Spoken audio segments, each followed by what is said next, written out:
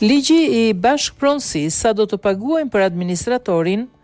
Një vit më parë, Kuvendi miratoi ligjin për bashkëpronësinë, një nisëm e cila synon që ambientet e përbashkëta të menaxhohen nga një administrator që zgjidhet nga vetë banorët, por ende sot nuk kanë dalë aktet nënligjore për ta bërë këtë ligj të zbatueshëm. Ervin Demo, ministri i pushtetit lokal, tha se së shpejti do të dalin aktet dhe rregullat e detajuara që çdo familje do të njihet me detyrimet që do të ketë. Janë ngritur grupet e punës dhe së shpejti brenda muajit mars dalin aktet nënligjore. Në total janë 7 të tilla.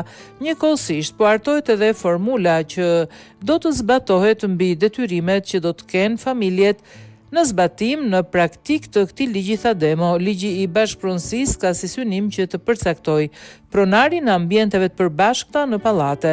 Sot askush nuk mban përgjegjësi për problematikat në sipërfaqet e përbashkëta, tarat, sobor, ashensor e të tjerë. Çdo marrëdhënie bashkëpronësie do të jetë sipas një kontrate tip ku rregullat e bashkëpronësisë do të jenë njësoj në çdo bashki. Administratori do të ketë rolin kryesor të këtij ligji. Formula që po hartojmë do të përcaktojë edhe detyrimin minimal që do të na duhet të paguajë çdo familje, tha Demo. Aktualisht, më shumë prej pallateve të reja, menaxhimi i ambienteve të përbashkëta funksionon mbi baza vullnetare. Çdo familje paguan një tarifë që nis minimalisht nga 1.000 lekë në muaj, por mbetet për tu parë se si do të përllogaritet tarifa që do të përcaktojë qeveria dhe për aq kohë sa kemi një regjistër të ambienteve të përbashkëta që duhen menaxhuar.